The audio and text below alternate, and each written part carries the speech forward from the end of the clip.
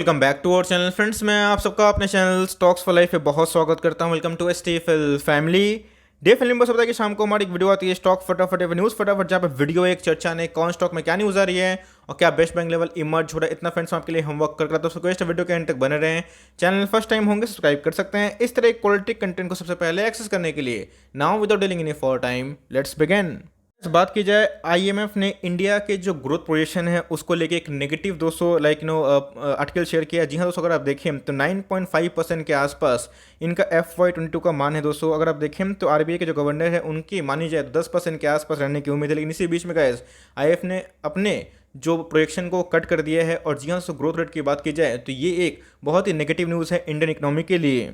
बात की जाए यहाँ पे 12.5% के आसपास इनका मानना था, लेकिन दोस्तों कोविड की जो सेकेंड वेव की वजह से इन्होंने बताया है कि इनका जो प्रोजेक्शन है आने वाले कल में वो इंडिया का ग्रोथ रेट को लेकर 9.5% हो सकता है। तो जी हाँ दोस्तों, एक छोटी सी नेगेटिव न्यूज़ है, लेकिन याद रखिएगा ये दोस्तों कोई भी ठीक से बता नहीं सकता कि असल में ग्रोथ रेट क्या रहेगा। ये सबको पता था दोस्तों कि मार्केट में एक गिरावट होने के चांसेस हैं, क्योंकि सेकेंड वेव की वजह से मार्केट बहुत ज़्यादा ऑल टाइम हाई पे था। तो इसी बीच में ऐसा कुछ करेक्शन नहीं हुआ, तो हो सकता है कि आने वाले कल में प्लस माइनस हो। लेकिन दोस्तों ये रेटिंग एजेंसियाँ कभी भी अपना पल्ला झाड़ लेती है।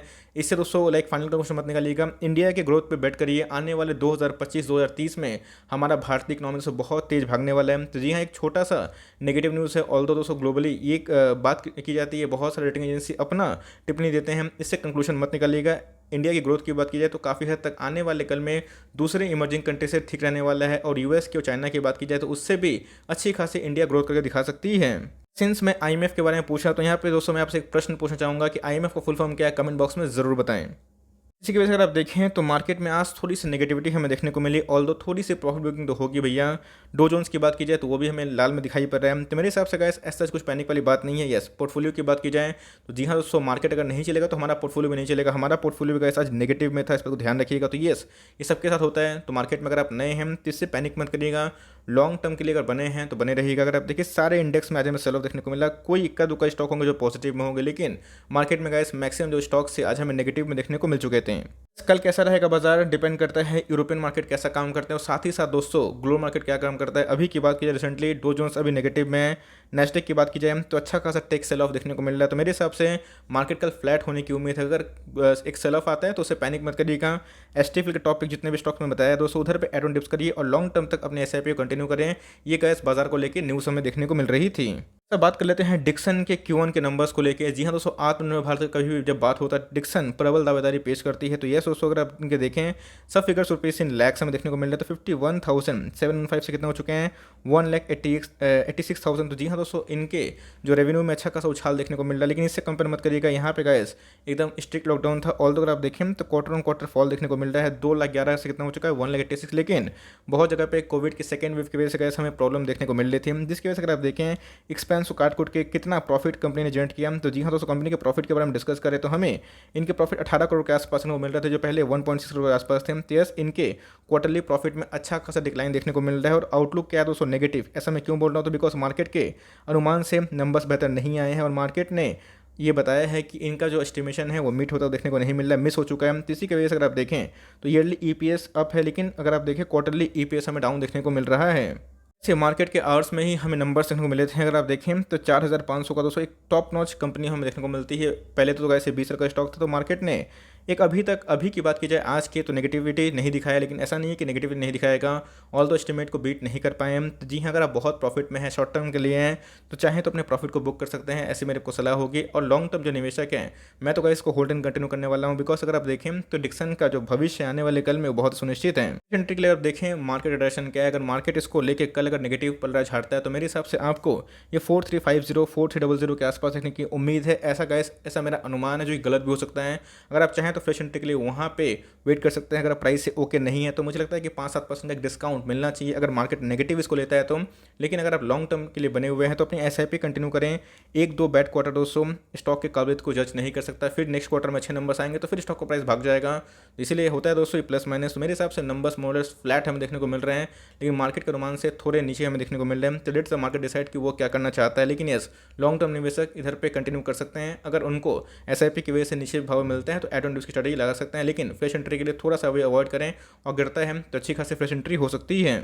आज तो फार्मा सेक्टर बहुत डाउन था। इंडेक्स की बात की जाए तो 4% लुढ़कता हुआ दिखाई पड़ रहा था। क्यों? तो डॉक्टर रेड्डीज ने पूरे इंडेक्स का मूड बिगाड़ दिया। तो इसी बीच में अगर आप देखें तो ग्रैन्यूल्स, दोस्तों टू बी वेरी ऑनेस्ट, आपको पता है कि मैंने ग्रैन्यूल्स में रिसेंटली पोजीशन बनाई है, खुल के बताया भैया कि मैंने पोजीशन बनाई है। आप चाहें तो लाइक अपना कॉल ले सकते हैं, बट मेरे हिसाब से गाइस इनके नंबर्स मुझे काफ़ी हद तक प्रॉमिसिंग देखने को मिल रहे हैं। Y on Y, Q on Q, इनके नंबर्स बहुत ही स्टेलर है। और साथ ही साथ दोस्तों इनके जो प्रॉफिट है क्वार्टर ऑन क्वार्टर तो फ्लैट देखने को मिल रहा है, लेकिन ईयर ऑन ईयर में ठीक ठाक जम देखने को मिल रही है। और इनके जो एक्सपेंसेस है वो बढ़ते हुए दिखाई पड़ रहे हैं। कंपनी के मैनेजमेंट ने साफ साफ बताया था कि इनके एक्सपेंसेस बढ़ेंगे, जिसकी वजह से प्रॉफिट मार्जिन कम होने के चांसेस है। तो उसी हिसाब से इनके जो नंबर्स से मैं खुश हूँ दोस्तों। मुझे मार्केट का पता नहीं है, मार्केट अपने अकॉर्डिंग चलता है, बट मेरे हिसाब से मैं इससे खुश हूँ दोस्तों। और मैंने पोजीशन बनाई रिसेंटली, और अगर गिरता है तो मेरा फुल इंटेंशन है कि इसमें एड ऑन डिप्स करूँगा और लॉन्ग टर्म तक बने रहूँगा।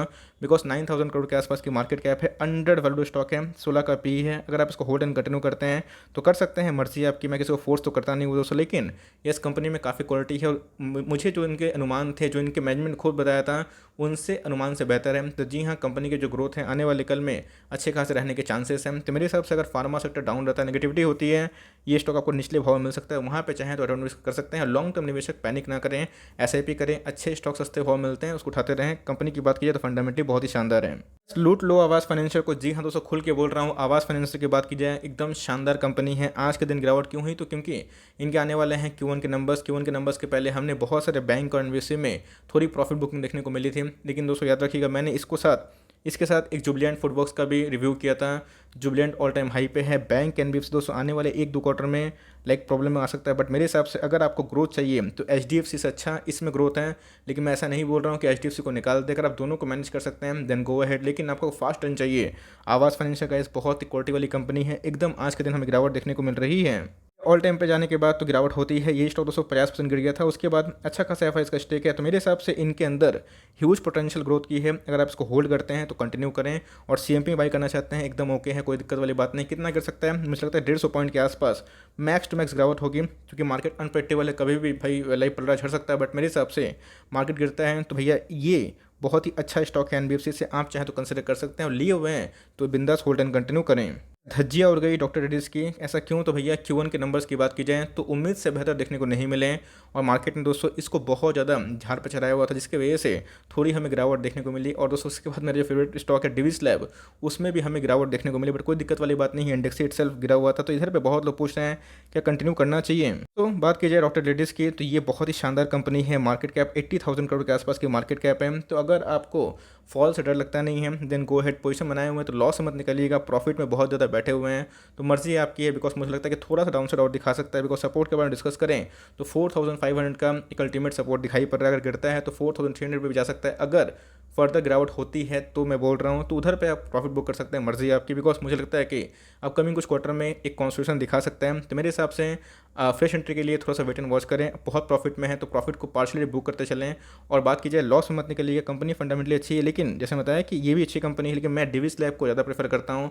बिकॉज उससे क्वालिटी कुछ मतलब और दिखने को मिलती है। बट ये भी बहुत ही शानदार कंपनी है, आपके पास है, आराम से होल्ड एंड कंटिन्यू कर सकते हैं। लेकिन याद रखिएगा गिरावट होती है तो पैनिक मत करिएगा। वहाँ पर चाहें अगर आप नेगेटिव में हैं तो थोड़ा वेट करें। 4,500 के नीचे मिलता है तो उधर पे एवरेज करने की अपॉर्चुनिटी बन सकती है। मजा आ गया मनापुरम फाइनेंस में, लेकिन थोड़ा दुख भी हुआ। कहाँ पे? मुथूट फाइनेंस में। बिकॉज दोनों एक ही सेक्टर में काम करते हैं, लेकिन मुथूट में आज वैसी रैली नहीं थी, लेकिन वो भी जल्दी भागेगा। लेकिन मेरे हिसाब से गाइस मनापुरम फाइनेंस को मैंने बहुत बार कवर किया था, आपको क्लियरली बताया था कि मनापुरम फाइनेंस एक अंडर वैल्यूड स्टॉक है और बेस्ट अंडर वैल्यूड स्टॉक है। 10 के नीचे का पी है, और आपको पता है गाइस 142 के लेवल से मैं कंटिन्यूसली इसके ऊपर कम से कम 15-20 वीडियो बना दिया होगा। तो मुझे अगर वीडियो मिलता है तो मैं लिंक दे दूंगा आई बटन पे। तो एनीवेज अगर आप देखें तो आज के दिन हमें 7% के आसपास तो ये देखने को मिल रही है। अब दोस्तों इससे भ्रमित मत हो जाइएगा, ऐसा मैं क्यों बोल रहा हूँ। स्टॉक ने एक ब्रेकआउट दे दिए हैं। तो गाइस एमओएस का जो कॉन्सेप्ट है, मार्जिन ऑफ सेफ्टी, जो मैं आपको अपने चैनल पर सिखाता हूँ, वो अब नहीं रही।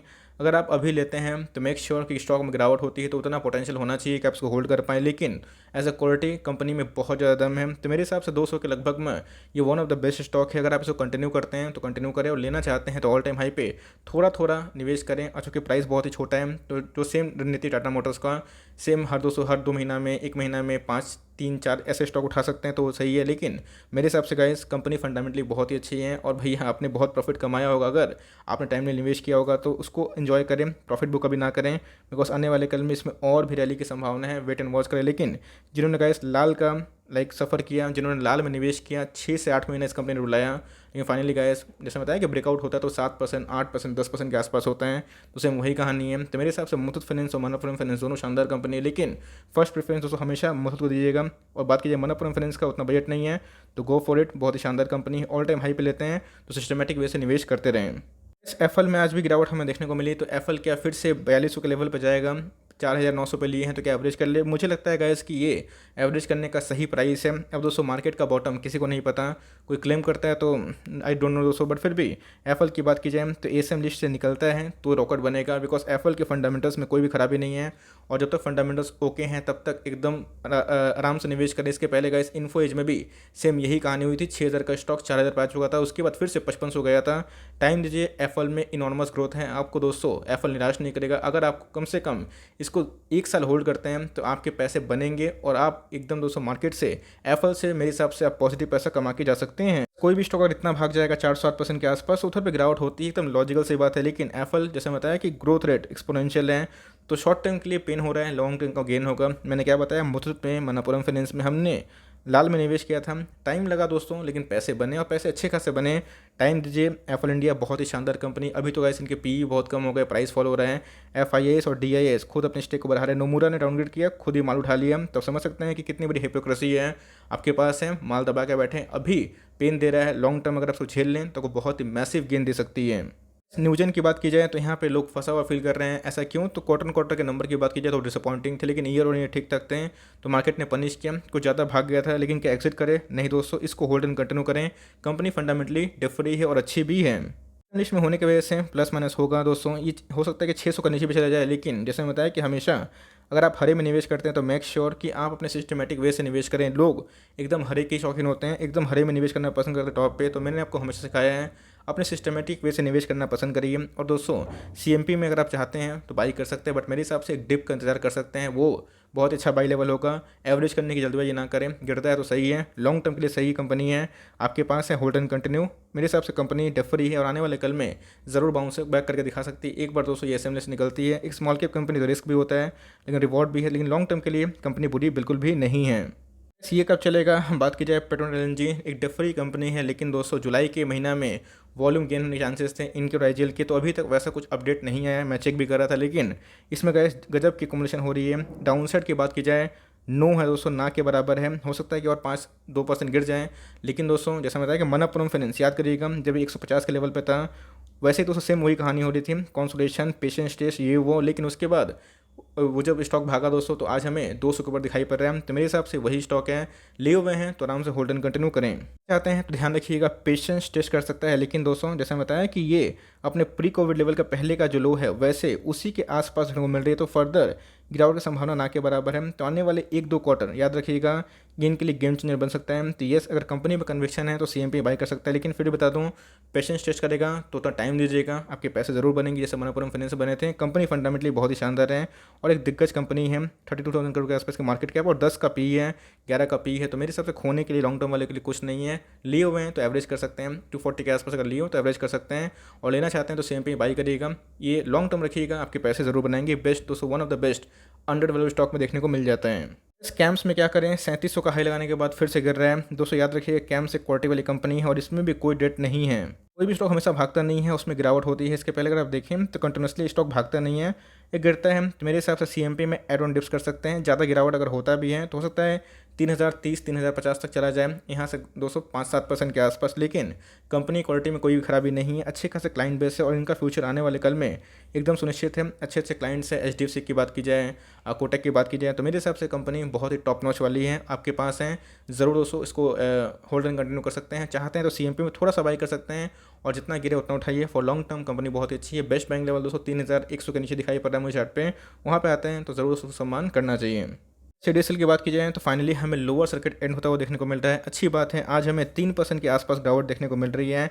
आज के भाव की बात की जाए तो 1359 के पास है, अभी भी एसएम के स्टेज 4 के लिस्ट में है। तो मेरे हिसाब से दोस्तों मैं अपने अकॉर्डिंग बोल रहा हूँ, आप चाहे डिसएग्री हो सकते हैं, वेट कर सकते हैं एवरेज करने का, फ्रेश एंट्री का वेट कर सकते हैं 1300 के आसपास या फिर उससे नीचे मुझे गैस इसमें लाइक वैल्यू दिखाई पड़ती है। अगर आप अभी लेते हैं तो ठीक है, तो उससे फॉल से डरिएगा मत, और लिए हुए हैं तो लॉस में तो बेचने का सवाल नहीं है।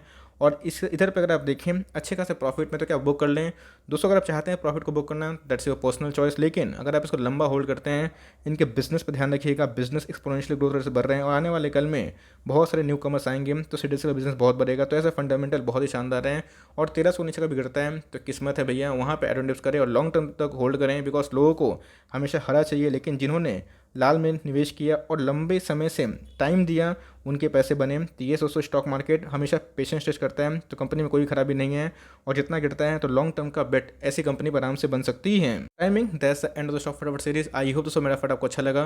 वीडियो चले तो लाइक कर दिएगा, चैनल फर्स्ट टाइम होंगे तो याद से सब्सक्राइब करना भूलिएगा। फर्दर कोई डाउट्स को ड्रॉप कर सकते हैं, कुछ रिव्यू चाहिए उसका नाम ड्रॉप करना भूलिएगा। I would love to make a video on your demand guys. मिलते हैं जल्दी, तब तक के लिए bye. Thanks for watching friends, God bless you all.